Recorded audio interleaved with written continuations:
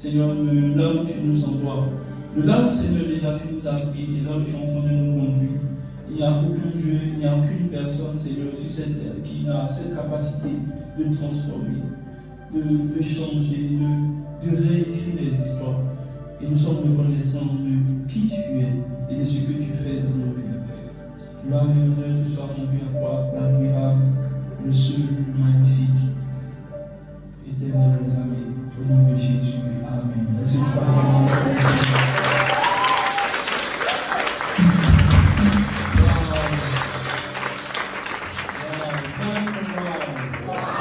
Est-ce que tu peux acclamer le Seigneur toute la soirée? Ça ne me prend pas personne avant qu'on ne commence. Mais ça ne prend pas personne avant qu'on ne commence. Nous disons merci au Seigneur. Waouh! Waouh! Dis avec moi, waouh! Qui est content d'être là ce matin? Qui croit que Dieu va nous faire encore grâce ce matin? Ce matin, hier, avant que je ne prépare le message, le Seigneur m'a dit, va répondre un esprit de joie ce matin. Ton amen est bizarre. Je dis, Dieu va répondre un esprit de joie. Vous savez, il faut une joie permanente. Pas des joies morceau par morceau. Il faut des joies permanentes. Alléluia. Ce matin, je dis que Dieu va nous donner des joies permanentes. Tu vois, la manière dont ton voisin dit Amen, là, ça peut te contaminer. J'ai dit, Dieu va nous donner des joies permanentes. Alléluia. Merci Seigneur Jésus. Dis avec nous, merci Seigneur Jésus. Tu sais, on va faire juste 30 secondes. Tu vas dire merci au Seigneur. Peut-être que tu ne réalises pas vraiment la grâce que Dieu nous fait. Mais il y a beaucoup de choses que Dieu fait pour nous. Déjà, tu n'es pas manchot. Déjà, tu n'es pas handicapé. Alléluia. On se plaint de beaucoup de choses, mais quand tu regardes la situation de certaines personnes, souvent quand même tu es mieux réconforté de ton cas. Alléluia. Ça me rappelle quand on était à l'école, on te donne ta feuille, tu as 3. Tu pleures. Quand tu vois ton voisin qui a rien, qui est mieux de lui. Alléluia. C'est pas la méchanceté, c'est pour ça que l'homme est. Et souvent quand tu regardes, tu te plains de ce que tu vis, pourtant il y a d'autres qui vivent beaucoup plus que ça. Tu vas dire merci au Seigneur. Juste 30 secondes. Seigneur Jésus, merci. Je ne croyais pas, Seigneur, quelques années en arrière, être là où je suis. Mais Seigneur, tu as pourvu.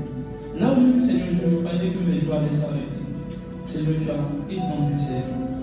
Nous voyons comment tu fais prospérer le Messie chaque jour. Nous nous y attendons pas, mais nous voyons comment tu fais cela. Nous sommes reconnaissants et nous voulons juste, Seigneur Dieu, te dire merci. Nous ne manquerons jamais, Seigneur Dieu, de le faire. Au nom puissant de Jésus. Amen. Alors ce matin, je vais continuer sur une série qu'on avait bloquée et je voulais continuer sur la gloire et la grâce. Mais le Seigneur m'a dit non, tu n'as pas terminé. Être heureux dans les temps difficiles. Alléluia. Et je crois qu'aujourd'hui, je vais parler de la grâce. Pour ceux qui ont déjà commencé à lire le livre sur la grâce, on voit qu'il y a toutes sortes de grâces. Alléluia. Et il y a une grâce en particulier qui te permet de pouvoir être heureux dans les temps difficiles.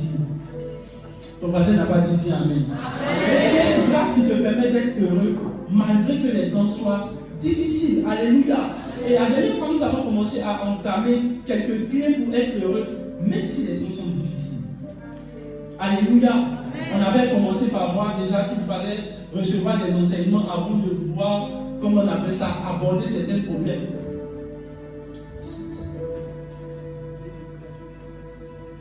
Merci. Donc, je disais qu'il y avait certains problèmes qu'on devait aborder, mais avant qu'on les aborde, Dieu nous envoie l'enseignement d'abord. Alléluia. Et c'est quand on a reçu l'enseignement qu'on peut aborder ces problèmes. Alléluia. On a vu quelques clés. Aujourd'hui, je vais partager d'autres clés pour que tu puisses être heureux dans les temps difficiles. Amen. Souvent, les gens nous regardent, ils pensent qu'on n'a pas de problème. Quand souvent les gens viennent t'expliquer leurs problèmes, si nous on te donne un, on n'est pas sûr que tu puisses t'asseoir et puis supporter. Alléluia. Il y a d'autres gens qui ont des problèmes. Alléluia. Souvent, c'est parce que tu nous vois ça et tu penses qu'on n'a pas de problème. On a un problème. Souvent, même là, tu sais, il y a une commune qui est respectée en Côte d'Ivoire, mais les gens qui ont le plus de problèmes sont là-bas, c'est là. Tu vois, les gens, ils ont porté vestes, ils sont bien sapés comme ça. Pas quand à midi, tu vas manger, tu as que c'est pas. Oui, c'est pas le Brésil, non? C'est pas le Brésil. Tu les vois même là, tu dis le boss. Ah, le boss, même à son boss, c'est pas vrai boss. Alléluia. Non seulement c'est pas vrai boss. Il y a les autres qui vont être bien. Ils vont dire, hey, le boss. Alléluia. J'ai vu un boss, le gars dit, souvent j'ai envie d'abandonner, mais au quartier on t'appelle déjà le boss. Alléluia. Je sens que ton voisin est concerné par ce gars. Il veut abandonner, mais au quartier on l'appelle déjà le boss. Amen. Mais ce matin, Dieu te fait la grâce. Malgré les temps difficiles d'être heureux. Amen. En fait, le but de mon message, ou du moins les clés que je vais partager, c'est en fait de donner, en fait, les clés que tu dois avoir pour aborder les temps difficiles. Souvent, les gens nous regardent, ils ont l'impression que si tu me regardes comme le père Nido, si tu me regardes, tu vas penser qu'il n'a jamais de problème. Je me souviens qu'il a perdu, on était encore beaucoup, il a perdu sa soeur. Donc, il y a une fille qui est venue le voir. En fait, si tu le vois, il est normal. Le jour-là, même, il dit qu'il faut t'habiller, aller manger. Donc, il y a une amie, il y a une de ses amies qui est venue le voir. Elle dit, c'est sûr qu'il va. Il va bien. Amen. Il dit, il va bien. Elle dit, tu es sûr que peut-être après, là, quand il est seul dans sa chambre, il va ressentir. Elle dit, lui, là. Il dit, maman, faut t'habiller, aller manger. Donc, en fait, elle est étonnée. Il a dit, lui, il va bien. Donc, elle voit rire. Qui a perdu sa soeur, il doit être couché, hospitalisé, même peut-être. Je sais que ton voisin est dans ce cas. Lui-même, il n'a même pas perdu sa soeur, il a perdu un cousin, la cousine de sa soeur, mais quand tu le vois pleurer, tu as l'impression que ce sont ses grands-parents. Il y a des gens qui pleurent, ils pleurent pour les gens qui ne sont même pas leurs parents. On dirait que c'est leurs parents. Un jour, c'est passé, on est passé à autre chose. Il faut une grâce, il faut une grâce de Dieu. On vient, on te dit, on lui envoie les mails, on dit, mon ami, tu dois donner 1 million pour solder sa scolarité. On n'a pas 1 million, mais on va manger en est souriant. Tu peux pas, en fait, tu ne peux pas regarder des gens qui ont des problèmes et puis qui sont inconscients. Je prie que Dieu nous donne une conscience. Ton voisin n'a pas bien dit amen. Sérieusement. Moi, je me souviens, ma femme, c'est en France, on envoie les mails, on dit, on était en août, la rentrée en septembre, on dit, c'est pas sûr que tu as des stricts. Les mails sont très stricts. On envoie les mails, on dit, non, tu n'as pas encore payé ta scolarité. Donc, mon ami, septembre, on est en août, et puis tu envoies des rappels. Septembre. Et puis, ici, c'est rien. Comment ça s'est passé? Moi, je ne sais pas, mais moi, en tout cas, Dieu m'a dit, je vais m'inscrire. Combien de 1000 euros? Il n'y a même pas de dire. Et si c'est rien, je cause, le lendemain, tu me vois les prêches. Est-ce que je peux. Bon, il y a des prêches sur Zoom. Est-ce que quelqu'un me suit? Est-ce que c'est un problème? Vous voyez, ce n'est pas par défaut de problème qu'on n'a pas. C'est parce qu'il y a une grâce qu'on a pour ne pas que tu sentes qu'on a des problèmes. Et c'est cette grâce-là dont je parle aujourd'hui. Je prie dans le nom de Jésus que cette grâce puisse te faire vivre heureux dans les temps difficiles. Amen. Actuellement, même où on parle là, si tu vois le Père Nido, si tu expliques ces challenges,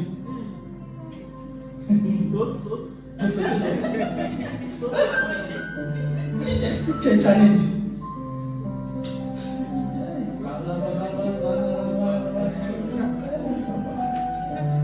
la dernière fois, il m'explique les problèmes de sa famille. Nous, il peut lancer et dit, hey, ouais, tu vas faire grâce. Mais maintenant, c'est bizarre. Il y a quelqu'un qui va venir. Le père, il faut prier pour ma famille. Peut-être si moi t'explique, là, elle peut. Et quand tu le vois, est-ce qu'il descend à quelqu'un qui a un problème? S'il vous plaît, un jour aussi, on va faire une congrégation.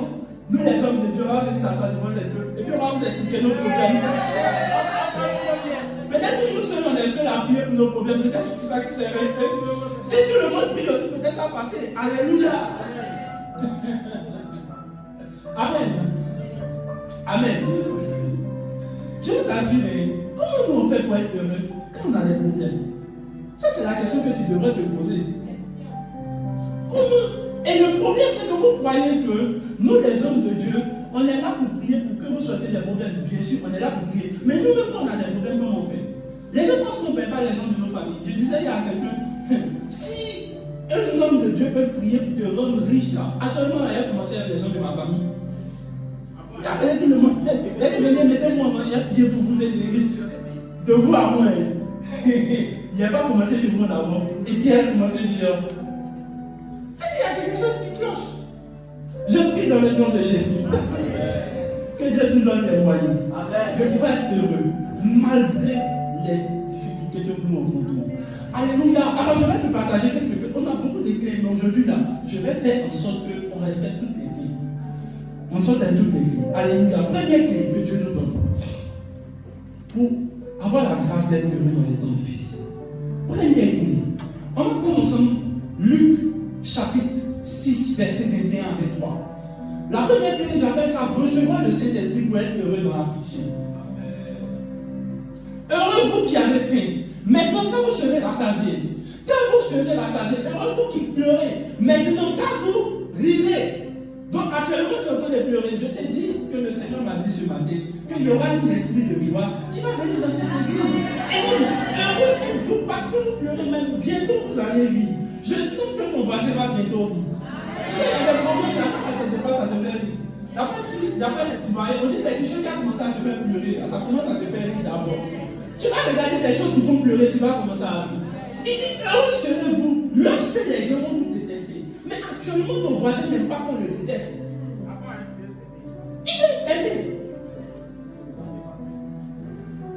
Il veut aimer. Tu sais, non? Arrête de détester là. Ça, les gens ne supportent pas ça. Ton voisin ne supporte pas faire de détester. C'est son totem. Mais Jésus dit, il faut être heureux qu'on te déteste. Moi, je ne vois pas quel est le mal à ce qu'on me déteste. Il dit, lorsqu'ils vous chasseront, ils vous insulteront. Et tu sais, c'est le problème. Au lieu d'être heureux, les gens sont malheureux quand on les insulte. Les gens sont malheureux quand on les rejette. Je ne crois même pas qu'aujourd'hui, il y a quelqu'un qui est rejeté qui aime ça. Il n'y a pas. Quand on t'insulte, ça te fait mal. Quand on te chasse, ça te fait mal. Il y a quelqu'un qui dit non, si tu ne me dis pas pendant 2 jours, ça veut dire que tu me mets à ma place. Et puis ça te fait mal. On dit que tu aimes quelqu'un là, tu trouves toujours le temps pour lui. Si tu ne trouves pas le temps pour moi, ça sous-entend que tu m'as classé. Donc tu es malheureux parce qu'on t'a classé. Il dit qu'on déserte les femmes à cause du Fils de l'homme. Verset 18. Il dit réjouissez-vous ce jour-là et sautez de joie. Voilà l'attitude que tu devrais avoir le jour où on t'insulte. On dit qu'il faut sauter de joie. Mais actuellement, c'est là que ton voisin est malheureux. Lorsqu'on t'insulte dans la maison, c'est là que tu pleures. Oh, c'est là que tu dois guérir. Il dit sauter de joie. Est-ce que tu sais ce qu'on appelle sauter de joie, c'est quoi? Ton voisin n'est pas en train de comprendre. Il dit qu'il y aurait un esprit de joie ce matin. Lorsqu'on parle de sauter de joie, c'est sauter de joie. Yes! Il dit parce que votre récompense sera grande dans le ciel. Est-ce que vous savez que plus on t'insulte, plus ta récompense est grande dans le ciel? Le Seigneur m'a fait comprendre ceci. Il dit le royaume des cieux, ce n'est pas le manger, le boire, mais quoi? La joie. Ça sous-entend que lorsque quelqu'un est en joie, il est en train de vivre le royaume de Dieu. Ton voisin n'a pas compris. Il dit en effet, c'est de la même manière que les ancêtres traitaient les prophètes. Les gens qui insultent là, les ancêtres faisaient ça.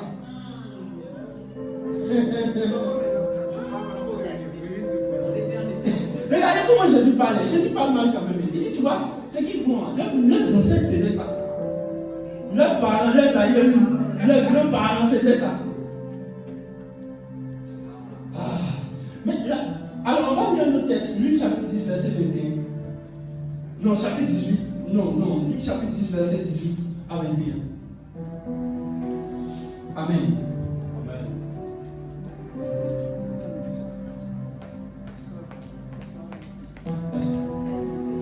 Luc chapitre 18, verset 21. Chapitre 18, verset 21.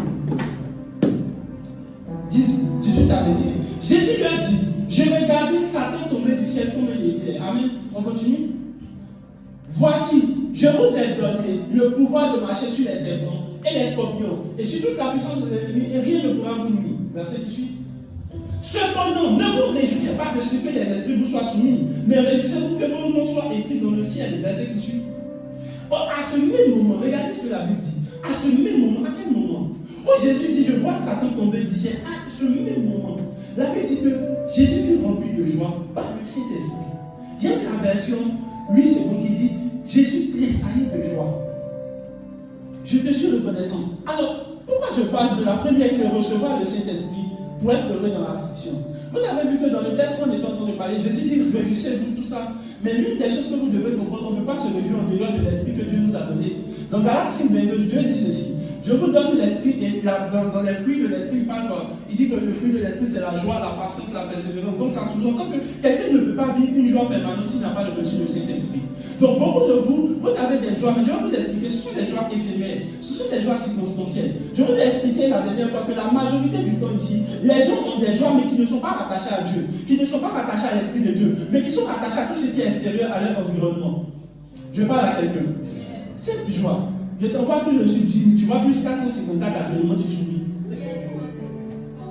Tu vois, Wave sort, tu es content. Il n'y a pas quelqu'un qui va te dire qu'il n'est jamais. En fait, regardez, même moi qui suis le pasteur, quand il voit plus 454, je ne sais pas, regardez, tu peux être malade, tu peux avoir le panique, tu vois le plus 454, tu sais qu'il y a un esprit de force qui rentre. Regarde ton voisin, demande-lui s'il est malheureux. Pose la question à ton voisin, tu es malheureux? Dis-lui qu'il a fait un petit dépôt tout de suite. Tu as vu ton voisin a commencé à sourire. C'est bizarre. C'est bizarre. Je me pose des questions souvent. Mais moi, souvent, je m'étonne de mes actions et de mes réactions. Je dis, mais pourquoi quand on voit l'argent, ça me fait rire? Dès que tu vois un montant, c'est bizarre. Écoutez-moi bien. Dès que tu vois juste plus 454, dès que tu vois, ouais, c'est égal. Même si on t'est énervé, comment? Dès que tu vois, tu commences à sourire seul. Si simplement elle est passée, même si quelqu'un te parle, même t'insulte, tu dis, bon, regarde mon gars, après. Parce qu'il y a quelque chose qui réjouit ton cœur. Les élèves, ils peuvent être malheureux. Tout de suite, comme il envoie, il a eu 15. En fait, il est content en fonction de ce qu'il reçoit, de ce qu'il ne reçoit pas. Amen. Amen. Je vous ai expliqué le témoignage d'une de fille. On était à la elle m'explique ses problèmes. Elle m'explique qu'elle pleure. Elle pleure. Quand elle a fini de pleurer, moi, il y a une enveloppe qui est déposée. Dès qu'elle a fini d'essuyer ses larmes en même temps. On a oublié toute la liste des problèmes, elle a oublié. Ton voisin pense qu'il a un problème. Donne-lui un peu d'argent, tu vas venir passer. Amen. Mais j'ai compris que toutes les joies que les hommes ont sont des joies qui ne sont pas rattachées à l'Esprit de Dieu. Sont des joies qui sont rattachées à des choses extérieures. Mais la joie dont je parle, c'est recevoir le Saint-Esprit qui est l'esprit de joie, afin que l'esprit soit permanent. Lorsque la Bible parle de Jésus qui tressaillit de joie, ça sous-entend qu'il y a cette relation. On dit qu'il tressaillit de joie par le Saint-Esprit. Je parle d'un tressaillissement de joie par l'Esprit de Dieu. Quand tu es assis et puis tu commences à avoir la joie, soudainement, ils sont tous. Écoutez-moi bien. Plus on me maltraite, plus ça me fait rire. Oui? Tu ne parles pas d'une soeur. Écoutez, à certain moment, vous devez sentir l'Esprit de Dieu. Comment ça vous fait rire? Écoutez-moi bien, si vous n'avez pas la capacité de rire tout seul, c'est que vous n'avez pas encore bien reçu l'esprit de joie. D'ailleurs, c'est une fois la nourriture commence à sourire. C'est pour ça que dans le moment du voilà, quand tu vois la nourriture, tu commences à trembler en même temps. Il y a des gens qui sont prêts ici, mais tremblent devant la nourriture. Ils tressaillissent de joie. Quand on voit à l'oppo comme ça, il dit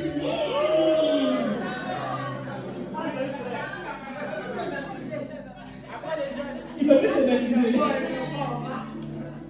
Mais ici, la première chose à compris, lorsque vous recevez le Saint-Esprit, l'Esprit de joie, vous commencez à tressaillir de joie. À chaque moment, regardez, Jésus commence à tressaillir de joie et puis il commence à faire une prière. J'ai remarqué, lorsque vous tressaillissez de joie par l'Esprit, il y a une prière qui commence à venir. Vous avez remarqué souvent, vous êtes assis là souvent, et puis vous commencez à prier, et puis vous avez soudainement envie de rendre grâce à Dieu. Qu'est-ce qui fait ça? C'est l'Esprit de joie qui vous habite. Parce que dès qu'il a fini, et il dit, je te loue, Père. À quel moment tu commences à louer? Quand l'Esprit de joie t'est saisi. Souvent, je me réveille le matin, et puis j'entends des choses dans ma tête. Qui sent que souvent ça arrive? Qui sent que souvent ça arrive? Tu te réveilles le matin, il y a une chose bizarre qui commence à sonner de ta tête, puis tu as envie de danser. Mais écoutez-moi bien, c'est l'Esprit de Dieu qui est en train de télécharger.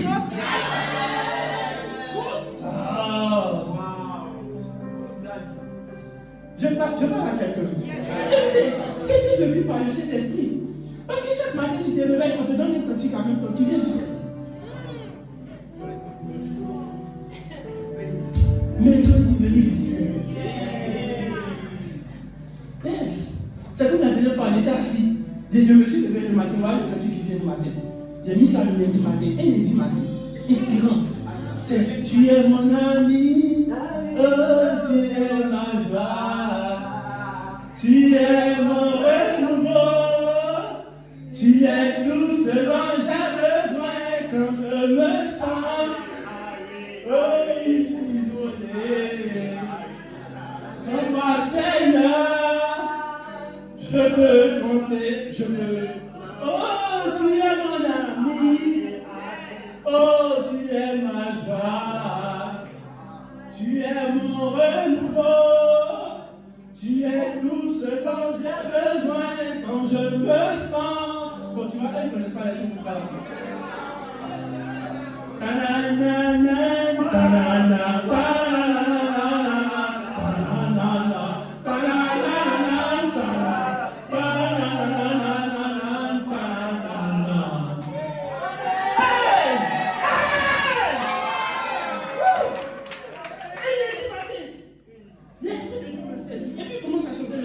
Je mets le chant, et puis je commence à parler dedans. Oh! Pourquoi il dit t'énerve? Mais quand le Saint-Esprit ne télécharge rien, ça t'énerve. On peut pas les dire, on dit toi tu es heureux. Il y a un collègue qui dit, toi de bien. Et puis voilà, c'est ton problème. Il dit, quand tu viens au travail, il dit, c'est que tu es content. C'est que tu cherches une chérie au bureau. Il dit, moi, je suis content parce que le Saint-Esprit me fait tressaillir de joie. Je prie pour quelqu'un qui n'a pas encore reçu l'esprit de joie. Que tu reçoives l'esprit de joie. Je prie que tu reçoives l'esprit de joie. Oui. Écoutez-moi bien. Ça va se manifester comment? Vous allez commencer à sentir qu'à certains moments, à certains pics, tu n'as rien. Il n'y a rien qui se passe. Il n'y a pas un événement heureux. Bizarrement, l'esprit de Dieu te saisit. Tu commences à être heureux. Et puis tu commences à mettre les chants. Les chants commencent à venir dans ta tête. Et souvent, c'est des vieux chants. Oshé Babaloua, Oshé Babaloua, Oshé Babaloua, Oshé Babaloua,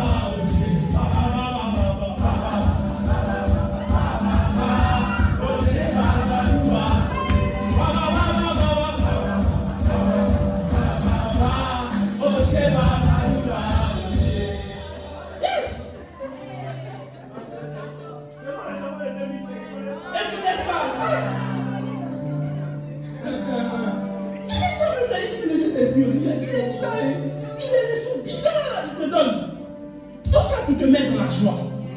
Je prie que l'esprit de joie t'habite. Et on est toujours heureux. Si tout le père il est fort dans les vies. Souvent, quand on voit les chrétiens, il dit pas attaquer l'inspiration. Jésus est mon ami de tous les jours. Jésus est mon ami de tous les jours. Il est mon ami.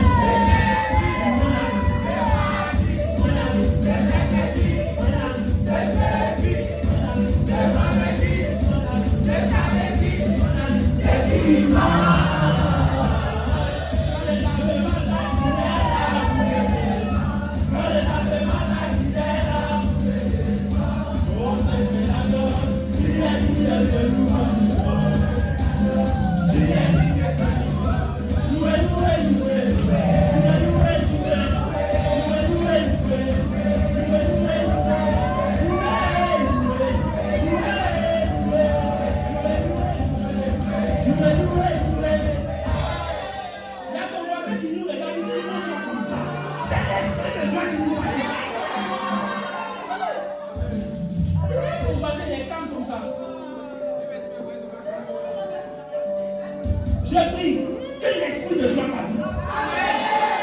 Tu as une expérience comme ça. Tu vas t'entendre dans ces lois, tu m'attends. Tu as reçu l'argent. Tu dis non, c'est l'esprit de joie qui m'habite. Seigneur, merci. Écoutez-moi bien. Lequel d'entre vous a fait une expérience où il danse seul au chant? Non, tu sais, normalement, là, tu vas avoir un planning de danser par semaine. Par semaine, là, tu dis aujourd'hui, là, c'est le jour où je danse. Moi, je ne suis pas dans danser, mais en danser cela.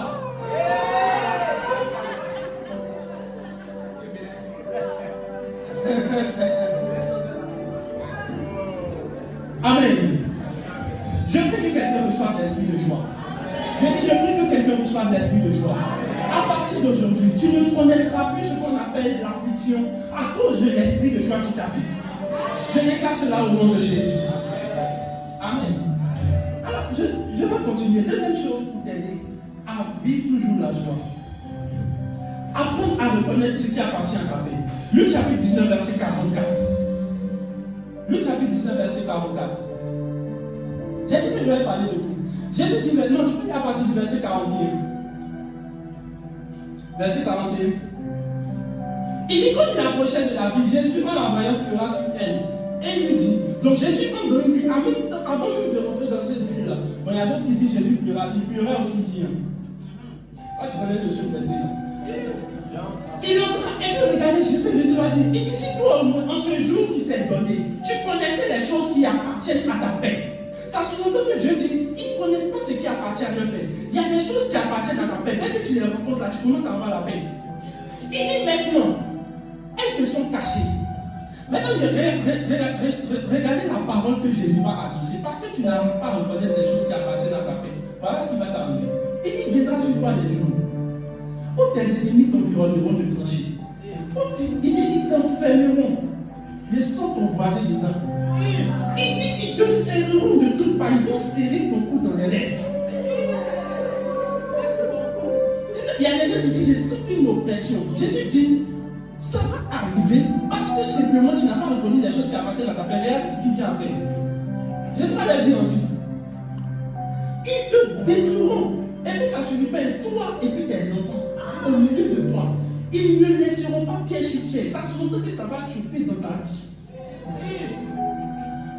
Regardez, parce que tu n'as pas connu le temps où Dieu t'a visité.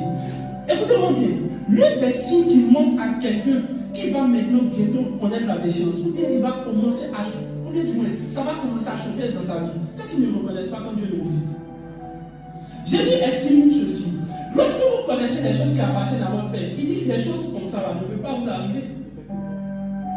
Tu ne peux pas comprendre que ta vie chauffe. Ça chauffe de tous les côtés. Tu dors, ça chauffe dedans. Tu te réveilles, ça chauffe dedans. Et je ne peux pas dormir, mais dès qu'ils font les rêves, on les attaque en même temps. Donc ils sont éveillés, mais même quand tu es éveillé, encore les problèmes sont là. C'est quoi dit ça là? Tu dis, tu as te consoler, puis dans l'ordre, on te fait ça aussi là.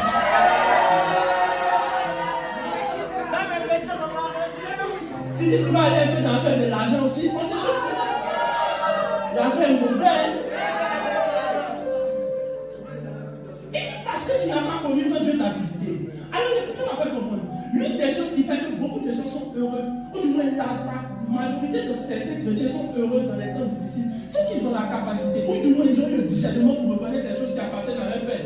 Lorsque Dieu dit des choses appartiennent à ta paix, c'est un peu comme si ce sont des choses. Lorsqu'elles sont dans ta vie, elles te donnent la paix. Elles te procurent la paix. Écoutez-moi bien, pour essayer de t'expliquer ça, tu vois, dans le monde là, même pas dans le monde même, vous allez remarquer que quand vous êtes bien, il y a des musiques, quand vous mettez à ça, vous calme. Cette musique-là, si je veux traduire ça comme ça, c'est une chose qui appartient à ta paix. C'est un peu comme dès que tu mets à ça, tu calmes. Il y a des gens ici là, leur musique préférée c'est Zouk.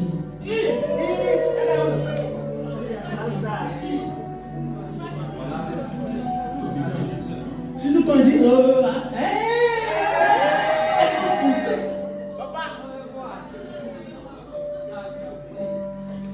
Je prêche ou pas? Écoutez-moi bien, ces personnes-là, ce qu'elles ressentent là, c'est une chose qui appartient à leur paix. Ici, lorsque Jésus parle de lui. Jésus entre dans une vie, il dit, parce que vous n'avez pas reconnu qui je suis, vous n'aurez pas la paix. Et je me suis assis, je me suis posé la question, Seigneur, quand tu dis des choses qui appartiennent à notre paix, il a dit des choses, mais après qu'on a regardé dans le mot grec, il parle en fait des entités qui appartiennent à notre paix. Donc par exemple, il y a des enseignements qui appartiennent à notre paix. Il y a par exemple des musiques qui appartiennent à notre paix. C'est-à-dire que même si tu es compliqué, comment c'est chaud, comment tu pleures, comment quand tu mets la musique là, tu sens un peu de force qui vient. Qui sont de quoi je parle? Il y a aussi, ce que vous ignorez, il y a aussi des personnes qui appartiennent à votre paix. Je te montre cela. Je te montre cela. Je peux te montrer cela. 2 Chroniques 20, verset 20. Écoutez, il y a des gens, dès qu'ils rentrent dans votre vie là, en paix. Si vous entendez leur voix, vous vous sentez en paix. Je ne sais pas si quelqu'un me voit. De quoi je parle? Tu peux être troublé, tu peux avoir peur, comment. Mais dès que tu prends ton téléphone, tu appelles la personne, tu entends sa voix, tu es content, tu es calmé. Moi, je sens qui calme les esprits souvent. Bon, il y a essentiellement deux personnes. Il y a ma femme d'abord. Bon, tu n'es pas marié, donc tu ne peux pas comprendre.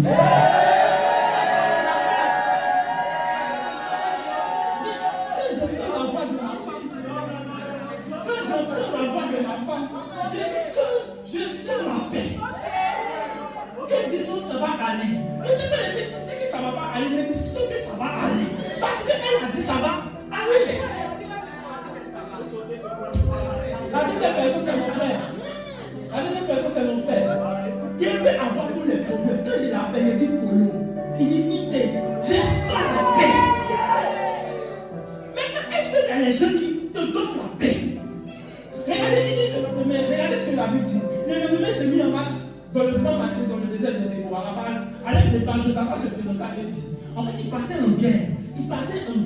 Regardez ce qu'il dit. Il dit, écoutez-moi, Judas et habitants de Jérusalem, confiez-vous en l'Éternel votre Dieu, et vous serez affermis. La Bible dit malheur à celui qui se confie en l'homme. C'est ça, non? Donc, on doit se confier tous à Dieu. Mais regardez le verset, on peut lire ensemble. Il dit, confiez-vous. On peut lire ensemble. Confiez-vous. Et vous serez affermis. Confiez-vous en ces. Et vous quoi? C'est parce que tu n'as pas un prophète dans ta vie que tu ne réussis pas. Je prêche ou pas? Jésus était en tant que prophète en train de rentrer dans cette vie. Il dit parce que vous n'avez pas répondu, il y a des problèmes qui vont arriver. Tu sais que tu rencontres des gens comme l'homme de Dieu démoli, ou l'homme de Dieu qui rentre dans ta vie. Frère, tu n'es pas en train de savoir qu'il y a quelque chose qui va attirer à ta paix, qui est en train de rentrer. J'ai envie de rentrer dans ta vie pour te rendre riche. Mais tu n'aimes pas ma présence. Tu n'aimes pas causer avec moi. C'est bizarre. Quand je me demande comment toi t'as écouté, souvent vous entendez les témoignages des gens qui ont été transformés. Mais vous ne voyez pas. Ce sont des personnes qui sont juste rentrées en contact avec nous. Bonjour. Bonjour papa. Bonjour. Juste un bonjour. Juste une instruction. Juste un verset qui est rentré dans ta vie. Ça a changé sa vie. Toi tu veux réussir mais tu n'as pas de prophète. Écoutez-moi bien, les gens du monde ont compris. Ils ont compris que pour réussir, il faut avoir quelqu'un à côté de soi. Il faut avoir un petit marabout. Toi, tu veux réussir sans quelqu'un.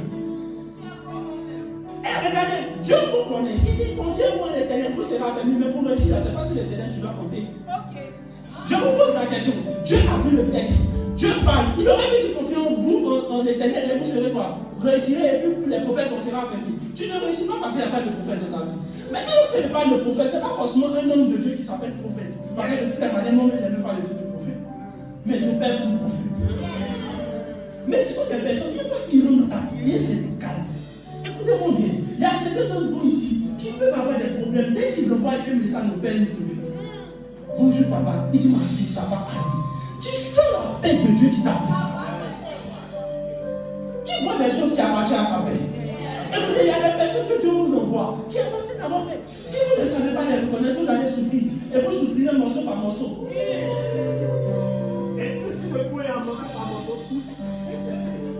Je pêche ou pas? Je pêche ou pas? Je pêche ou pas? Parce que c'est que Dieu a réfléchi. Il dit comment je vais te rendre heureux? Il dit bon, je regarde. Il dit ah bon, je vais t'envoyer un de mes prophètes.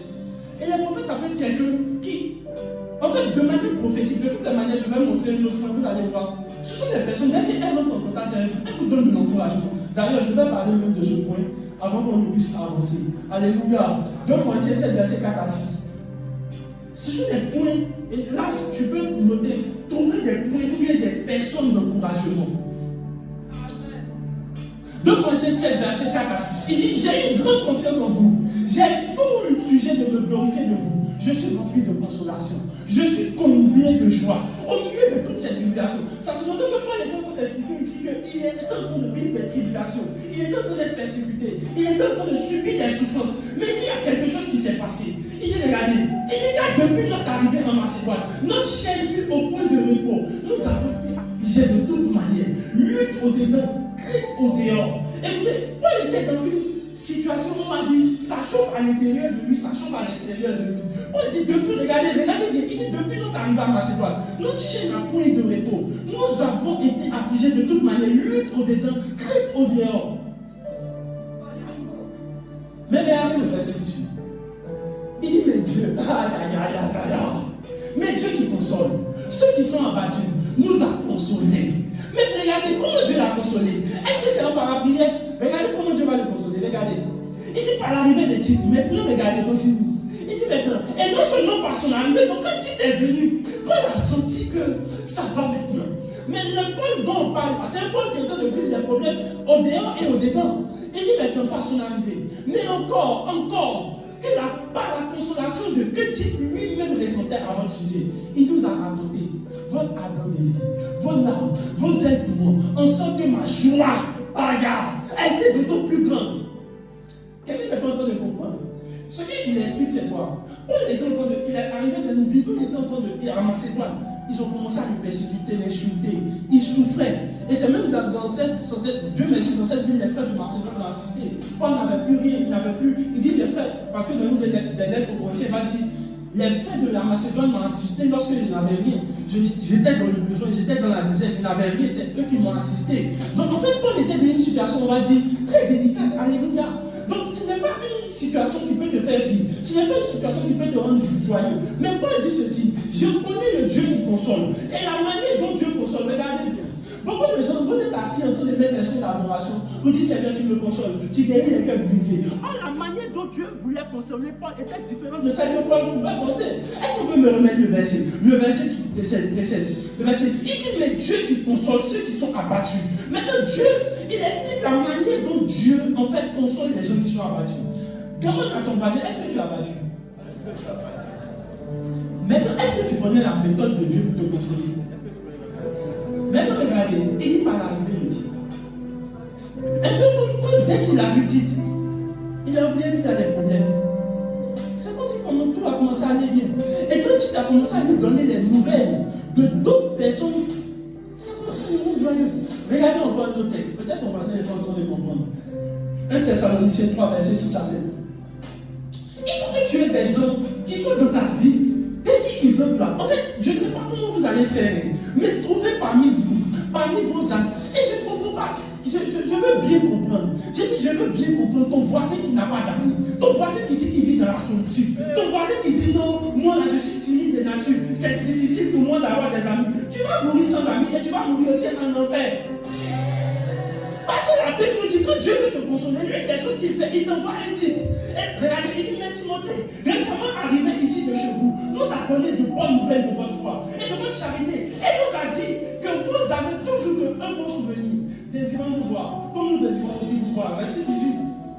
En conséquence, frère, au milieu de toutes nos calamités, au milieu de toutes nos tribulations, nous avons été consolés à cause de votre foi. C'est donc Paul dit ceci. Il dit quand on a entendu de vos nouvelles, ça nous a calmés. Malgré vos souffres, écoutez-moi bien, vous pouvez souffrir, mais quand j'entends la voix de mon frère, je me sens consolé. Pourquoi? Parce que c'est un sujet de consolation. Lorsque Dieu veut te consoler, il t'envoie une personne qui a la capacité de t'apporter la paix quand tu es en train de souffrir. Pourquoi on te bras qui appelle ta camarade? Parce que c'est un sujet de consolation. Quand j'entends sa voix, même quand te dit ma chérie, ça va aller. Tu sens que ça va aller. Écoutez-moi bien, lorsque vous voulez évoluer dans un monde difficile, il faut toujours avoir des points d'encouragement. Ce qu'il appelle des points d'encouragement, ce sont des personnes que Dieu nous donne à certains moments pour nous consoler. Moi j'ai beaucoup de points d'encouragement, en tout cas les deux non, j'ai trois. Et puis même encore j'ai plus de points d'encouragement. Il y a des filles spirituelles qui me donnent de l'encouragement. Alléluia. Souvent tu as vu dans le donner, mais quand tu regardes le leader Élysée, ça te donne un peu de force. Amen. Bon, c'est parce qu'il m'a bien regardé que si tu me regardais un peu, peut-être j'allais te dire. Quand souvent, écoutez-moi bien, souvent tu es là, non? Tu as des problèmes financiers, et puis tu entends un de tes fils qui te raconte un témoignage de comment Dieu a opéré des miracles dans les finances. Écoutez, ta foi augmente en même temps. Tu dis, oh, tu as fait ça pour toi, non, gloire à Dieu. Et puis tu dis, Seigneur, tu as fait ça pour mon fils, oh. Moi aussi je suis là. Est-ce que tu as des points d'encouragement? Est-ce qu'il y a des personnes, lorsque tu entends les voix, tu es encouragé, tu es fortifié. Lorsque tu entends les voix, tu sens qu'il y a quelque chose qui va. Moi, je sais une chose. Si je t'ai ouvert un Seigneur soit avec toi. Il y a quelque chose qui arrive dans ta vie. Ton voisin qui n'a pas ton numéro. Il n'écrit pas, voilà, il a ton numéro, il n'écrit pas. Tu souffles. Est-ce que tu sais la capacité que Dieu a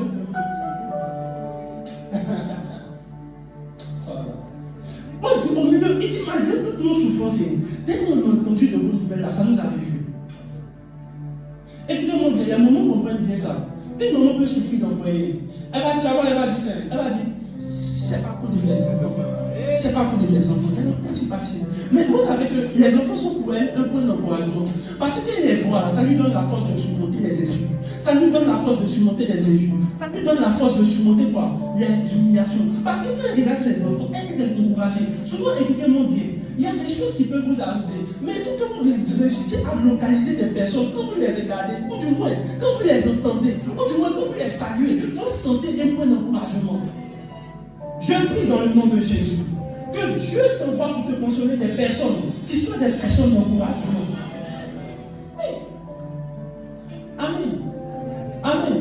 Quand j'écris à mon frère, il dit, écoutez, c'est chaud. La dernière fois que j'étais en train de poser, je lui ai envoyé capture d'écran de mon wave. Vous savez pas si il y a 16 francs. Je dis non, il y a 116 francs, tout bizarre, je ne sais plus. Et puis, il m'a envoyé capture d'écran de son wave. Il y a 16 francs, il dit, il est encouragé. J'ai compris que je ne suis pas le seul à vivre aussi la galère. Frère, je vous parle de quelque chose qui est vrai. Ça va faire rire, non? Peut-être vous savez que c'est vrai. Pourquoi? Quand il m'a envoyé 116 francs, moi j'ai envoyé 116 francs, lui il a envoyé 16 francs. Et quand il a dit, je suis riche, pas de 100 francs. J'ai sauté un point d'encouragement. Il te faut des personnes qui vont t'encourager. Malgré tout ce que tu vis, il faut des personnes d'encouragement. Et souvent, tu vois, tu es en train de penser que tu vis une situation seule. Dieu t'envoie quelqu'un qui a vécu la même situation. Quel esprit pour elle qui dit, regarde pour moi est mieux. Et puis Jésus t'es la famille. Tu dis, c'est bon.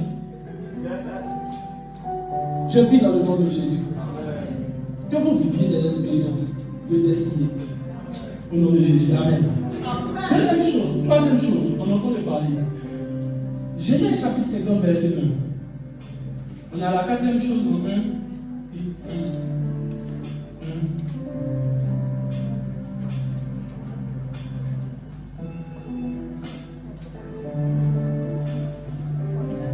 Quatrième chose. Il dit, vous aviez médité de me faire du mal. Non, verset 19 déjà. Joseph a dit, verset précédent d'avant, pour que les gens comprennent où on est venu. Ses frères viennent eux-mêmes se prosterner devant lui. Et lui dit, nous sommes tes serviteurs. Je vous réexplique le contexte dans lequel le texte est écrit pour que vous compreniez le texte derrière le texte. Vous êtes un bon rapport. Joseph était, comme vous savez, livré par ses frères, vendu par ses frères. Et ce qui arrive, c'est que Joseph, maintenant, est devenu roi, gouverneur. Et ce qui se passe après, ses frères reconnaissent qu'il est gouverneur et tout. Son papa décède. Donc, comme son papa est décédé, ses frères eux-mêmes sont venus le voir. Ils disent, eux-mêmes se sont concertés. Ils disent, la manière dont papa est mort, peut-être c'est parce que papa était là que Joseph avait son point d'encouragement, il ne nous a pas tués. Il nous a rien fait. Donc, la manière dont papa est mort là, on n'a qu'à aller voir. On n'a qu'à aller le voir pour lui dire, on va être ses esclaves, c'est lui. Donc, il vient voir Joseph pour lui dire, vraiment, on dépose les embargos, tout ce qu'on t'a fait, on va être des esclaves. Mais Joseph a dit quelque chose qui m'a beaucoup plu, verset qui suit. Joseph a dit, soyez sans crainte, car je suis à la place de Dieu. Verset qui suit. Vous aviez médité de me faire du mal. Dieu l'a changé en bien pour accomplir ce qui arrive aujourd'hui, pour sauver la vie à un peuple nombreux.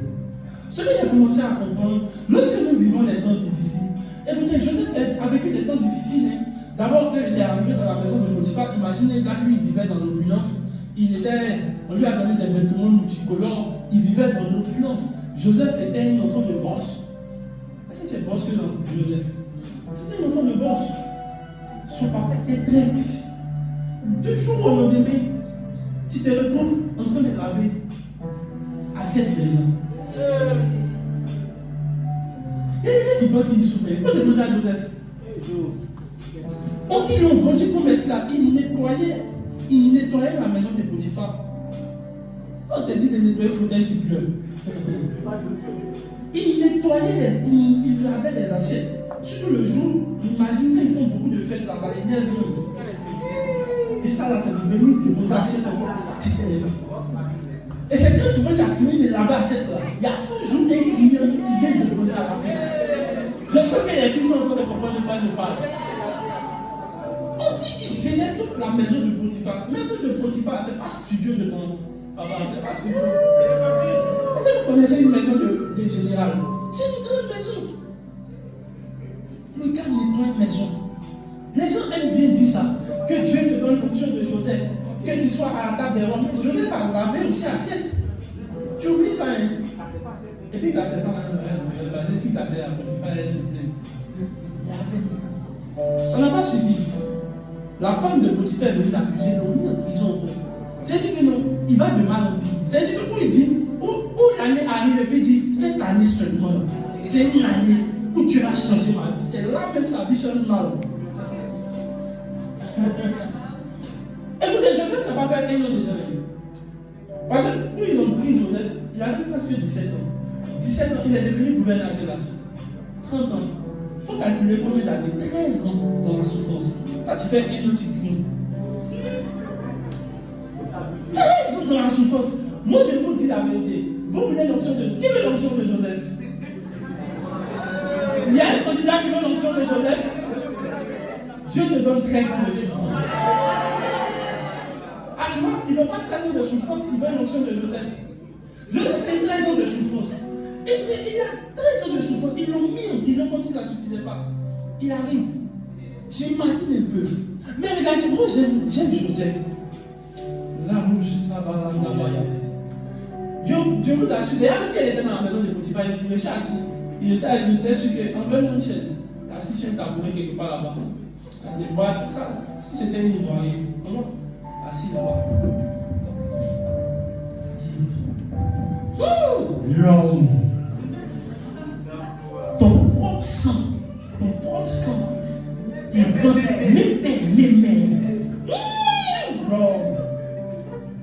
Et puis, si on met à son téléphone avec mes statuts, ne fais jamais confiance au l'homme. Surtout ton propre sang. Souvent même les gens du dehors sont mieux que ton propre sang. Mais le Seigneur va leur payer ça. Il va payer ça. Mal. Tu sais, quand il a fini de dire ça, le gouvernement demande prison. En fait, tu as comme l'impression que ce n'est pas les frères qui payent, c'est toi qui payes. Moi aussi, j'étais Joseph le jour-là. Mes frères, mais la Bible n'a pas mentionné que Joseph critiquait ses frères. Si la Bible avait mentionné ça, ça sous-entend qu'ils allaient parler de ça dans le texte. Nulle part il est écrit que Joseph critiquait ses frères. Toi, tu es là, on ne t'a même pas donné, parce que tu as appelé un homme, tu n'as pas donné 5 000, tu te fâches. On reconnaît les vrais gens dans sa famille. Surtout la communauté paternelle, méchanceté, pas les dieux. Tu penses que...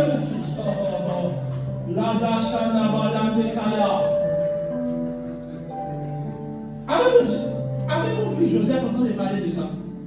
Pourquoi vous croyez que les gens vont souffrir? Joseph a dit, il dit, vous croyez que vous me faites du mal? Même pas. Il dit, Dieu l'a changé en bien. C'est ce qu'il appelle avoir une bonne lecture divine de tout ce qui nous arrive. Si vous n'avez pas une bonne lecture divine de ce qui est en train de vous arriver, vous risquez de pouvoir accuser les gens. Joseph dit ceci, Dieu, il dit, vous avez médité du faire du mal. Mais Dieu l'a changé en bien pour accomplir ce qui arrive. Écoutez, il fallait que tu ailles chez un tuteur qui allait te faire coucher au salon pour que tu comprennes que tu vas travailler vite pour avoir chez toi. Amen. Je prêche pas. Tu sais, toi, tu es paresseux. Si on te donne chambre, elle qui m'a dit cela, tu n'as pas travaillé. Dieu a regardé ça. Et puis il dit à mon tuteur, il faut le mettre au salon, puis il ne faut pas mettre l'ordinateur sur lui. Elle est moustique. Ça l'a envoyé à la il y a des tuteurs qui sont méchants, ils ont été méchants pour bien. Mais regardez, souvent dans le chat, il dit, attends, cette année-là, si elle va tuer ma fille, c'est pas bon. Si on te donne sur les climatiseurs, toi que je connais, toi, c'est lui, tu ne vas pas bosser. Souvent, écoutez-moi bien. Il faut faut qu'on te fasse du mal, non? Pour que Dieu chasse en paix pour ton propre bonheur. Il y a un gars, c'est une histoire avérée. Il dit il a allé à ma chasse, il est allé chez ses chuteur de chasse pour aller bosser dehors. Bosser sur nos parents. Pour lui, c'est leur mère, c'est pas vos parents qui disent bosser leur poche. Elle est éclair, une seconde, il a fait bosser chaque. Et il disait que aujourd'hui, je ne te cache pas de revenir, je suis un père, mais tu peux. Parce que chaque fois que je sortais là, il y avait une motivation qui entrait en moi. Il dit mes parents comptent sur moi. Il n'y a pas intérêt. Il dit il n'y a pas intérêt. Par la grâce de Dieu, il est rentré à l'élever. Mais il a dit, il faut que je bosse pour rentrer pour avoir pour 6 mois. S'il doit vivre chez Tuton, c'est mort. Et il a bossé, il a joué, il est rentré à l'élever.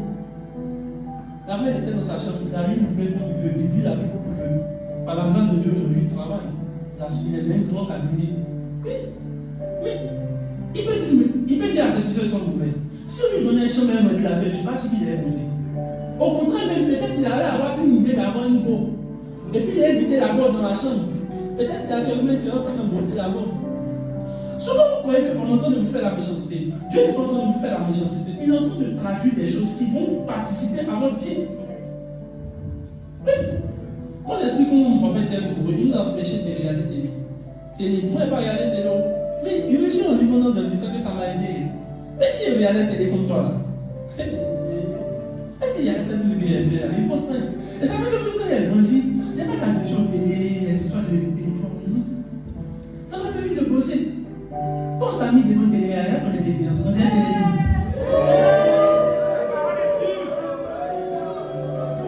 J'ai 20 ans, mais pourquoi tes petits préférés sont Dieu la télé? Je comprends pourquoi ta vie est comme ça. Il y a d'autres là, ils ont baissé quand même. Leur dessin animé préféré, Ladybug. Je comprends pourquoi ta vie meurt comme ça. Mais écoutez-moi bien, si Dieu vous donne la grâce de verser de bon, ça va vous envoyer à pouvoir bosser. Ça va vous envoyer à pouvoir vous réveiller. Dites non, il faut que je quitte là. Il faut que je quitte dans cette condition. On vous a trop dorloté, c'est pour ça que vous êtes comme ça. J'ai commencé à comprendre une chose. Écoutez-moi bien. Souvent, Dieu ne permet pas que des hommes vous aident, que vous appreniez à vous débrouiller, pour que personnellement, quand vous allez grandir, nul ne peut se rendre sujet de gloire de ce que vous devenez. Vous n'êtes même pas en train de voir ça. Dieu est en train de faire en sorte que tu demandes l'argent ici, on ne donne pas. Non, il ne faut pas dire que les gens sont méchants. Il faut avoir la bonne lecture divine des choses. Dieu est en train de te donner une sorte de lecture divine qui te permet de comprendre que, en fait, tu es en train de traverser tout ça là. C'est pour apprendre à te débrouiller, à te battre seul. Pour que demain, personne ne puisse dire, c'est moi qui l'ai fait. Mais tu ne comprends pas ça. Toi, à même ton statut, les hommes noirs sont écrits. Tu fais un business, personne ne t'aide. Tu te fâches. Quand on fait business en Afrique, les gens de ta famille sont ceux-là même qui détruisent ton business. Écoutez-moi bien. Lui qui a fait Apple là, ce n'est pas les gens de sa famille qui ont acheté son téléphone. Souvent, Dieu peut t'envoyer à pouvoir quitter ton business dans ta... Mais en fait, la plupart d'entre vous faites business comptant sur vos familles. Oh, Dieu a envie que ton business puisse s'étendre autre part. Quand tu fais business, tu dis, bon, quand il y a les gens de ma famille, mon brun et ça, là, ils ne vont pas payer, ils ne vont pas te fâcher. Parce que la lecture divine que Dieu veut, c'est que tu puisses prendre ton business pour te prendre dehors. Pour que les gens du dehors puissent parler de ton business à les gens, aux gens de ta famille. Mais toi, tu ne comprends pas ça. Toi, tu vas sans la méchanceté. Amen. La dernière fois, je disais à ma femme, moi, mes enfants, on va dire Jésus. Moi-même, j'ai toujours bossé. J'ai toujours bossé en sorte qu'on ne m'envoie pas chez tuteur. Tu es là avec qui j'ai tuteur. Les tuteurs sont un accélérateur des destinées. Oh, ton voisin n'est pas en train de comprendre. Les tuteurs sont des accélérateurs de destinée. Demande à Joseph. Potiphar a accéléré sa destinée. Les tuteurs sont des accélérateurs de destinée. Tu le sais une fois dans l'Afrique, ça te donne le discernement. En fait, il y a d'autres, ils n'allaient jamais connaître les jeunes s'ils n'étaient pas des tuteurs. Je parle à ton voisin. Oh, mais tu n'aimes pas gêner. Heureusement que Dieu, pour te faire du bien, mais voyez, on ne mange pas beaucoup. Là, tu te fâches.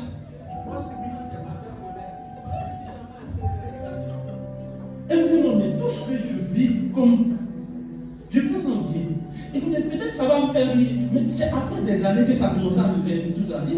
Tout ce qu'on a vécu. Et mon frère me parlait d'un coup, il vivait. Il a vécu chez des gens d'un coup commun de la famille nombreuse là. Ça a accéléré sa destinée. Mais quand tu regardes les conditions, il faut qu'il quitte dans ça. Qui bosse. Ça sous-entend qu'il a réussi à avoir la lecture divine de ce que Dieu lui a donné. Il faut que vous asseyez, même quand vous êtes en train de vivre des difficultés financières, vous arrivez à voir comment Dieu, écoutez-moi bien, souvent vous vivez des difficultés financières, il y a beaucoup de dettes, vous demandez, ça ne passe pas. Et c'est en ce moment-là, Dieu augmente ta faculté à réfléchir à une promesse.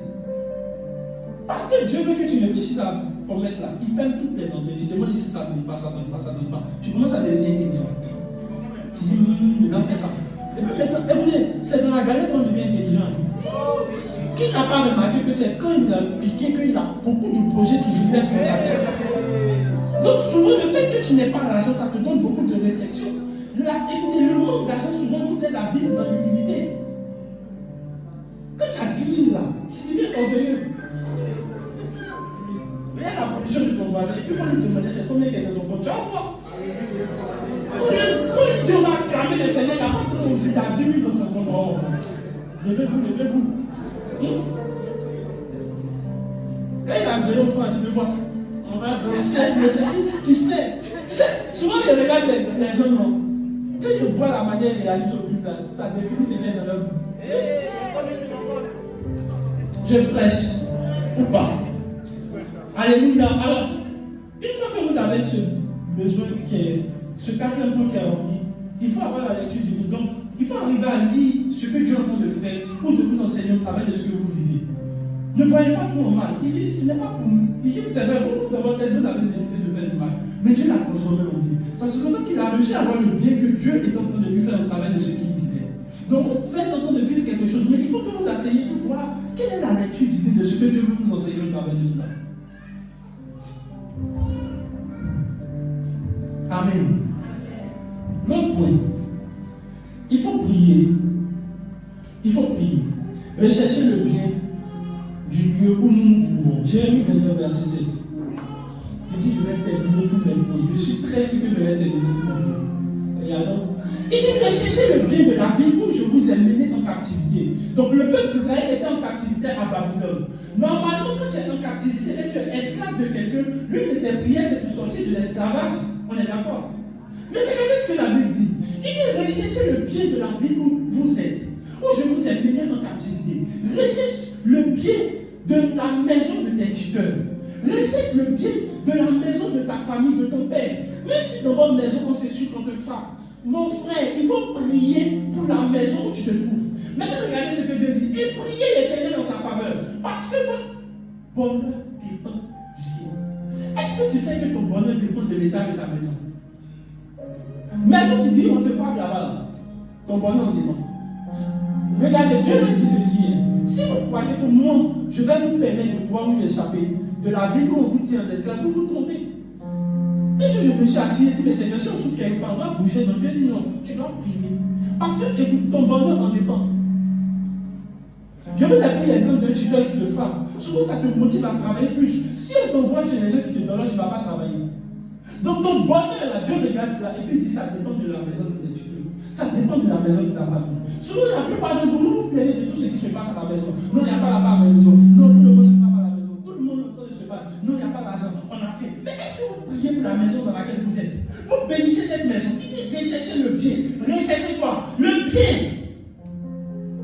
Si Dieu te m'attend dans ton entreprise, ok, est-ce que tu pries pour ton entreprise?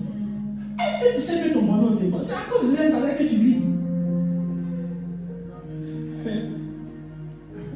Tu dis même si tu m'énerves dans l'entreprise, il faut refuser leur salaire. Quand ça passe à tu souris, non? Il faut rechercher le bien de la vie où tu te trouves. Je pense une chose, toutes les entreprises auraient été bien si les projets qui étaient priés vraiment. Mais on passe le temps même à persécuter l'église, l'entreprise. Un jour, il y a une soeur qui m'explique.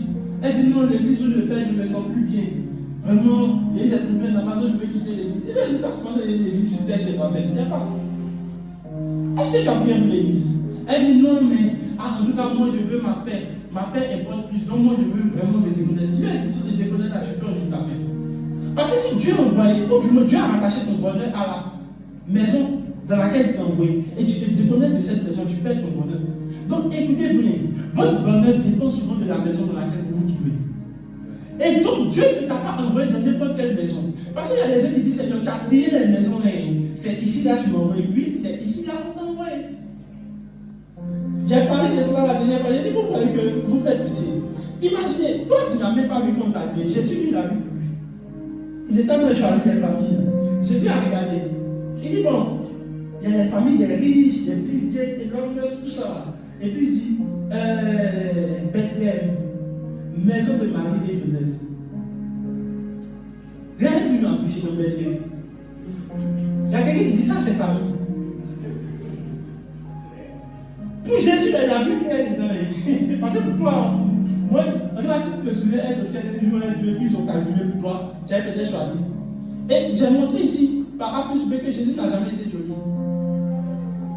Jésus, lui, ils ont fabriqué ni il a choisi pour lui. C'était pas joli. Il y a ton voisin qui dit non, quand Dieu fabriquait les nids, il a vu non, quand il fabriquait les visages là. Et puis Jésus, regardez, Esaïe, s'il l'a comme trouvé, il avait dit qu'il n'avait ni beauté, il était laid, il n'avait ni beauté, ni éclat pour impressionner quelqu'un. Ça sous-entend que si Jésus venait te draguer, il n'est pas impressionné. Jésus, tu es mon amour de ma vie, l'amour de ma vie. Tu es sûr que si la com peut trouver le verset dans Isaïe, on dit qu'il avait rien pour plaire. Actuellement, Jésus venait draguer sa mère, elle a dit non, quand tu te réclames, pourtant aujourd'hui là, Jésus, tu es mon amour de tous les jours. Amen. Amen. Si tu es dragué, tu es on dit qu'il s'est élevé devant lui comme une plante, comme un végéton qui sort du tête de Jésus. Il avait quoi? On peut dire ensemble, il n'avait quoi? Il n'avait quoi? Ni beauté, ni éclat. On dit ni éclat pour attirer même pour vos regards. Et son aspect n'avait rien pour nous plaire. Je sais que si vous êtes drague, tu vas accepter, je suis un peu dur. Souvent même tu dis que tu es bien, mais il y a quelqu'un qui te drague. Mais on dit Jésus, peut-être c'est la raison pour laquelle Jésus ne s'est pas marié, il n'a pas une femme aussi. Peut-être c'est ça, parce que quand le regarde, il n'a rien pour plaire. Personne, on dit qu'il n'avait rien pour attirer. C'est l'onction seulement. Mais est-ce que c'est l'onction normale? Je ne sais pas qu'elle ne pas l'onction. Elle ne savait pas l'onction. Écoutez-moi, si vous voyez c'est même la spirituelle, c'est pas l'onction, c'est ça. Tu es joli, mais tu n'es pas joli. Tu as ta bière, mais tu n'as pas ta bière. On te demande d'abord, mais tu es de quelle banque? Parce que la banque aussi nous indique ce que tu as de ton compte. Mais ce Jésus que tu adores aujourd'hui, que tu aimes tant, s'il venait vers toi, est-ce que tu allais l'accepter? Souvent, je me dis, mais attends, Jésus, toi aussi, quand je choisissais mon théâtre, tu ne pouvais pas prendre les deux. Jésus s'est identifié. Je ne crois pas que toi tu es plus joli que Jésus. Tu sais pourquoi il ne passe ça? Au monde de drague. Tu es proche de quelqu'un. Tu es dans le profil, tu es dans le fond d'écran de quelqu'un. Donc,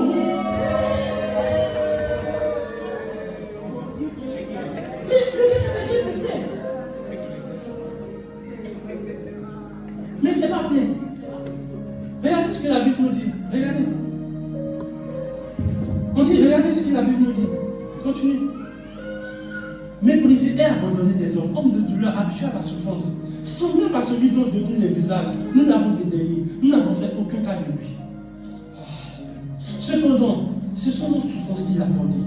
C'est ta laideur qu'il a portée. En fait, j'avais compris pourquoi Jésus s'est fait passer vilain, pour que tu ne puisses plus te sentir vilain.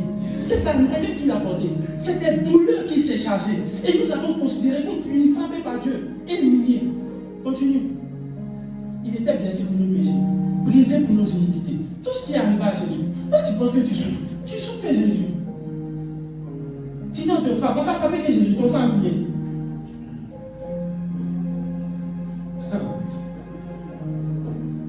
Mais tout ça, il a fait pour nous.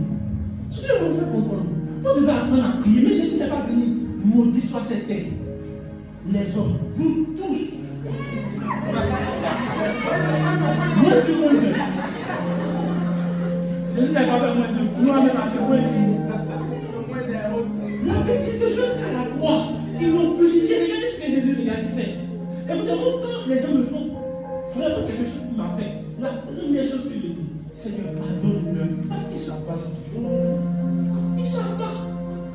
Je te pose la question, s'ils savaient qu'il te fait souffrir, quand tu pensais qu'il est riche, il ne sait pas. Souvent le diable habite certaines personnes pour vous faire du mal, vous voyez c'est lui. Jésus savait très bien que c'était le diable qui était en train de faire tout ça. Alléluia. Il faut apprendre à prier pour les lieux où vous souffrez. Priez pour ces lieux.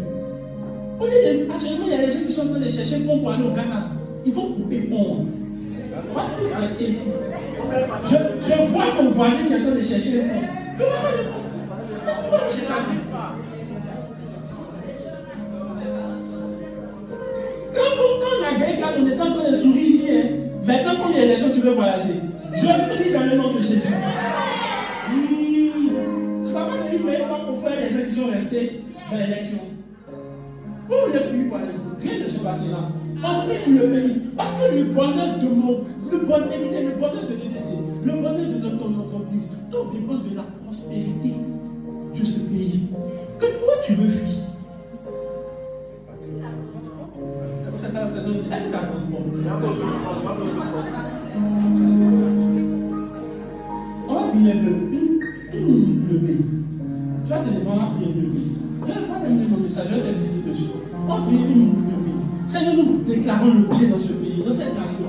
Aucune, Seigneur, de forme, aucune forme, Seigneur, de mort, aucune forme, Seigneur, de détresse n'habitera ce pays. Nous proclamons le bien, pas de ce pays, pas de ce pays. Nous proclamons le bien dans ce pays. Nous proclamons la vie dans ce pays. Nous proclamons la prospérité dans ce pays. La Bible, Seigneur Dieu, nous déclare que nous devons prier, bénir, Seigneur Dieu, le lieu où nous nous trouvons. Nous savons que notre bonheur, notre famille, dépend, Seigneur, de ce pays. Tu nous as donné ce pays. Et nous croyons dans le nom de Jésus que nous allons vivre dans ce pays prospère. Nous allons vivre dans ce pays heureux, dans le nom de Jésus. Maradosi kadalada bashande nadama. Radosi kadalada bosa. Shabarosi kadalada madana. Radosi kadalada bosa. Nous ne voyons pas la sécheresse, ni la famine, ni les guerres dans ce pays. Nous voyons, Seigneur Dieu, la vie dans l'abondance. Nous voyons sur des personnes qui ont de joie. Cette joie ne quittera pas cette nation. Cette joie ne quittera pas cette nation. Dans le nom de Jésus. Radosi kadalada madana. Shabarosi kadalada madana. On peut se rasseoir. Je t'encourage.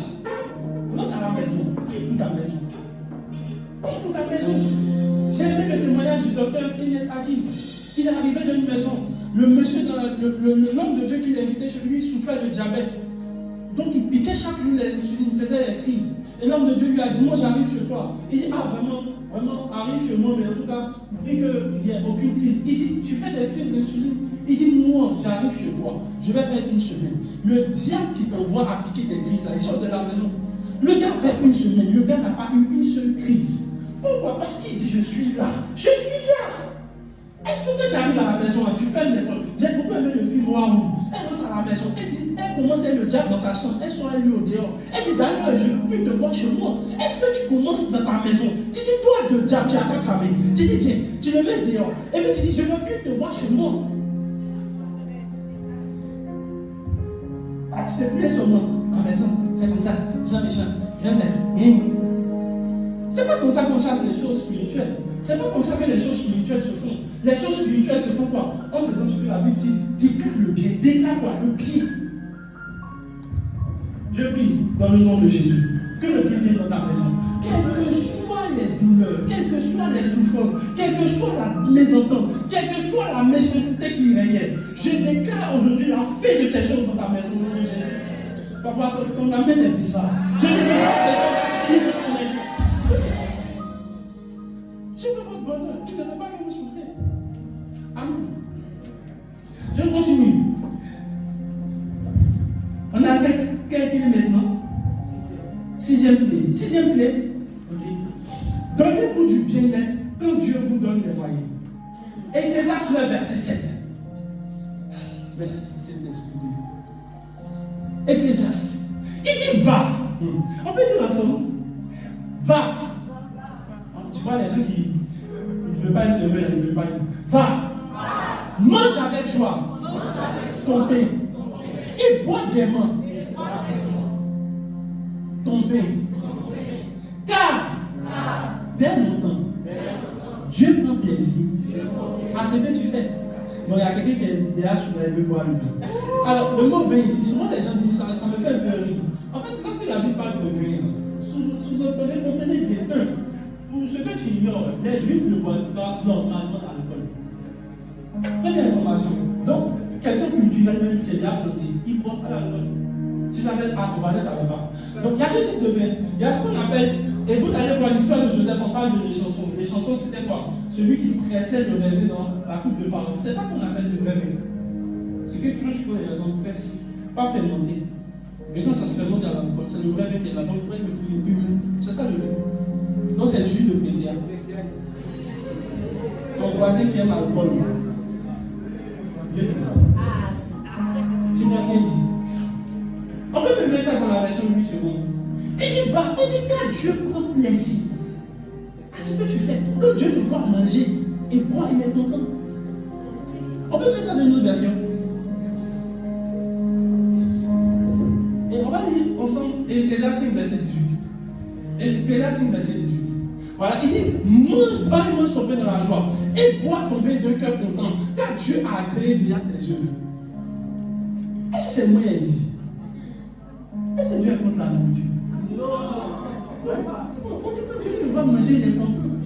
Dieu agrée ce que tu fais. En effet, si Dieu donne à un homme des richesses et des biens, et s'il lui accorde la possibilité d'en profiter, de retirer sa part et de trouver la joie au milieu de son appel, c'est un don de Dieu.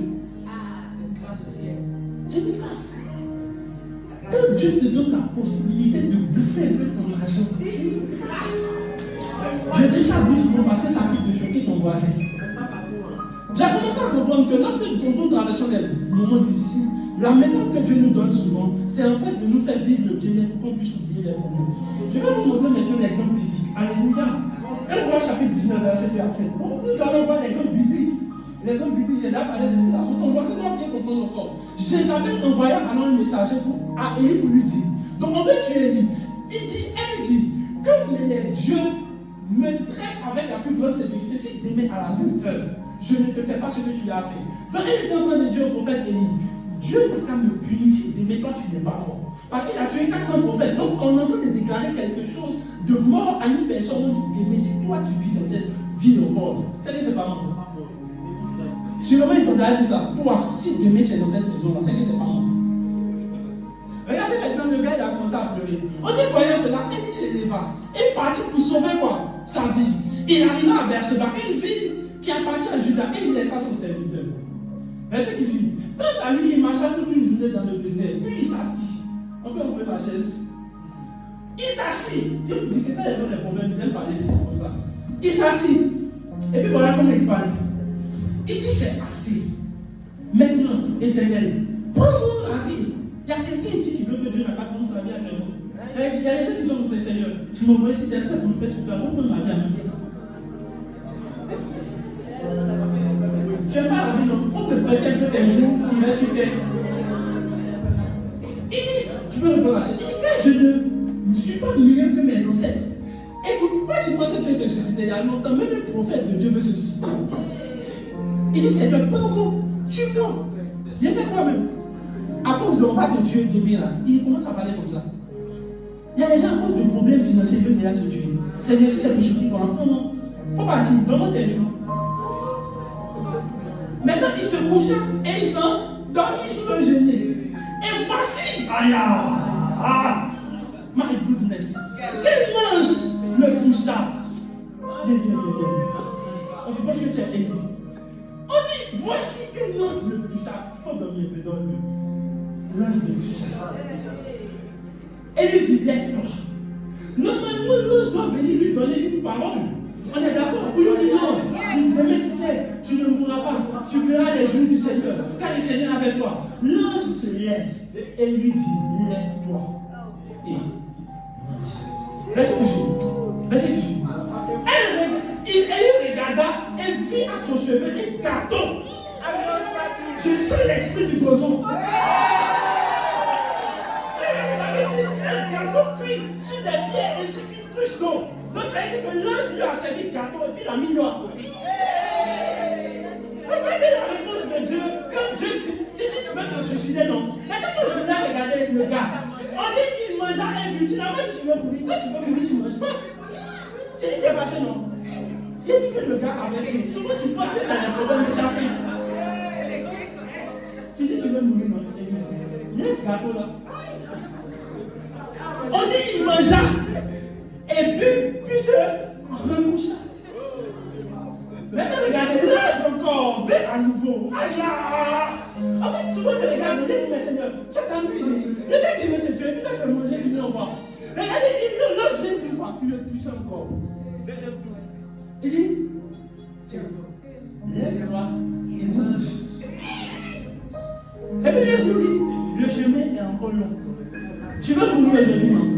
Ta vie est encore longue. J'ai encore des choses à accomplir. Il faut que tu te lèves pour manger. Regardez. Le verset dit quoi? Le verset, il se leva et mangea. Puis, avec la force que lui donna quoi? Est-ce que la Bible dit la force que lui donna Dieu? Est-ce que la Bible dit que la force que lui donna le Saint-Esprit? Est-ce que la Bible dit que c'est la force que lui donna l'ange? C'est la force que lui donna quoi? Il marchait 40 jours. Il y a un besoin que tu dois manger, qui doit te donner de force. Va t'asseoir. Regardez, je vais prendre le texte. J'ai dit, mais Dieu, tu n'es pas sérieux. L'homme qui veut se tuer, quand c'est manger que tu veux voir. En fait, souvent, la réponse de Dieu pour ton enfant, je vais te suicider. Je veux me suicider, c'est façon de dire. Tu dis, tu m'as envie de te suicider, non? Je vais t'envoyer chez le Texas Gris.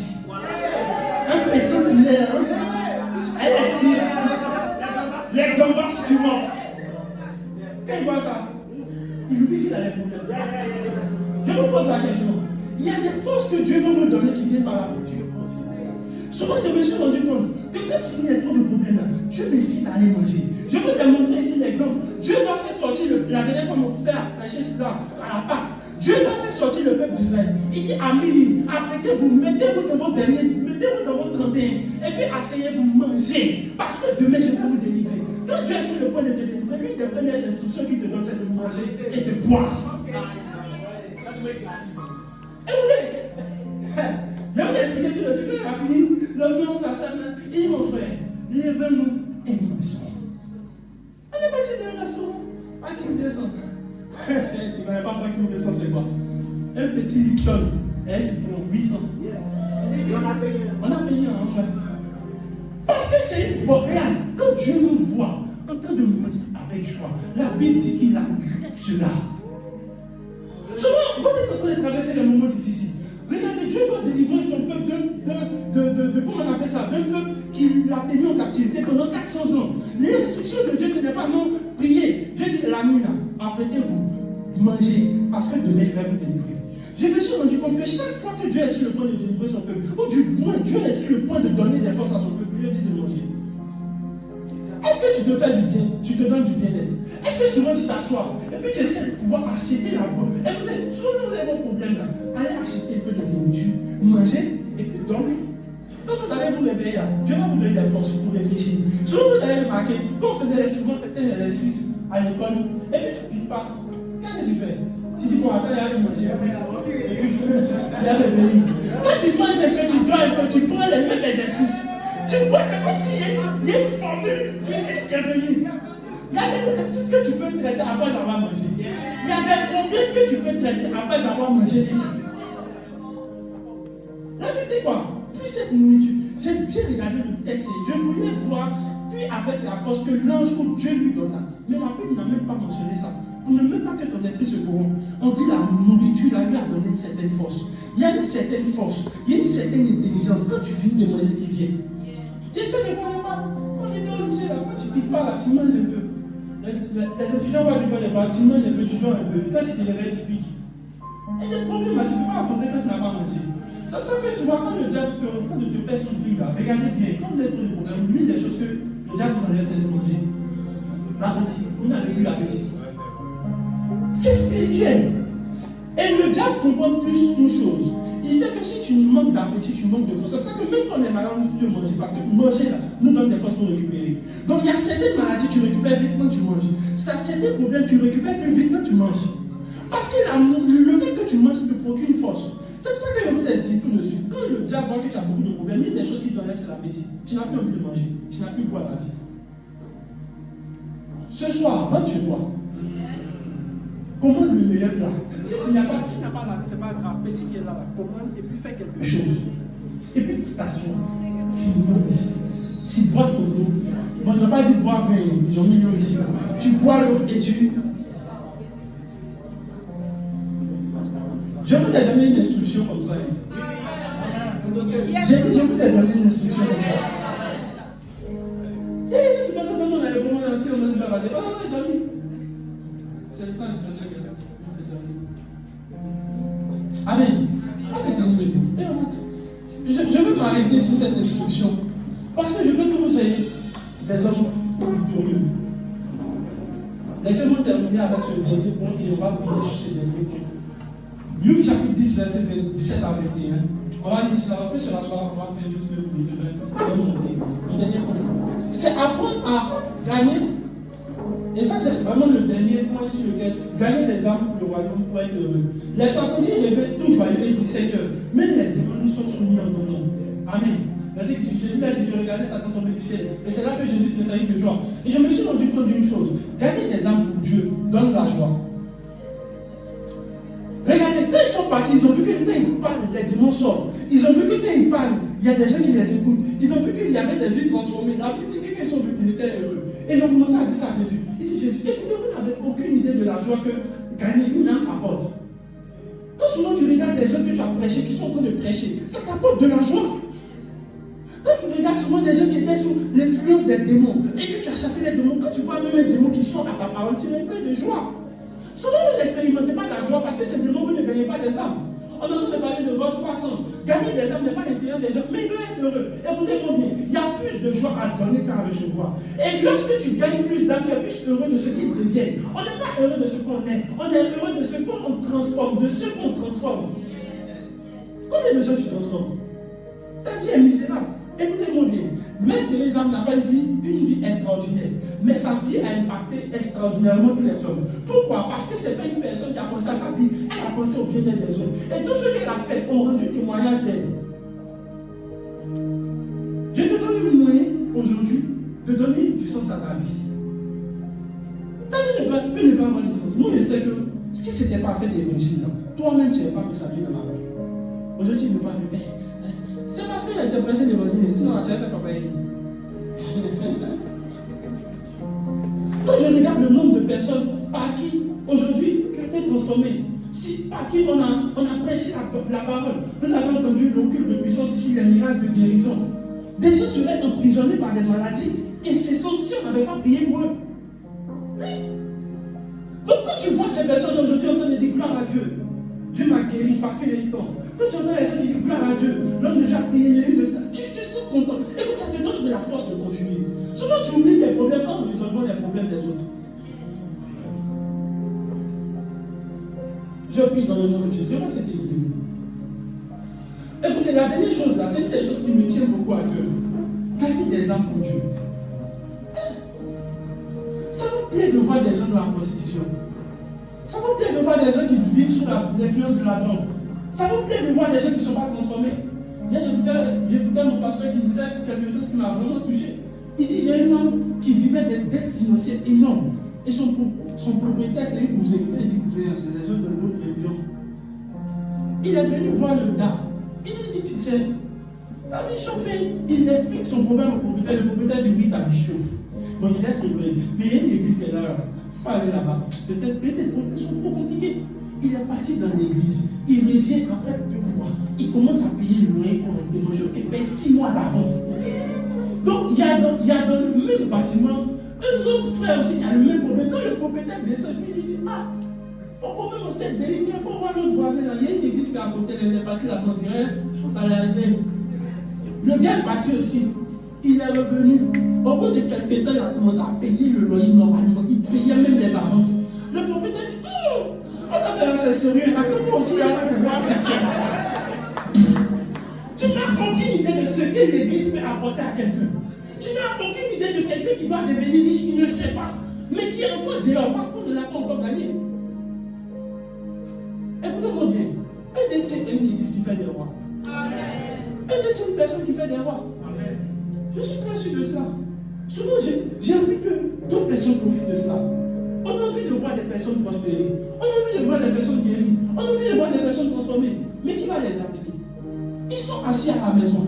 Ils sont en train de faire footing. Pourtant, ils ont les démons qui les poursuivent. Ils sont en train de mourir. Pourtant, il y a les démons. Sur le moment, c'est pour ça qu'ils ne pensent pas les dimanches. Parce que les démons sont en train de les poursuivre encore. Il faut qu'on les gagne. Il faut qu'on les envoie. Je prie dans le nom de Jésus. Que Dieu nous fasse la grâce d'être là pour lui, afin d'être le roi du Seigneur.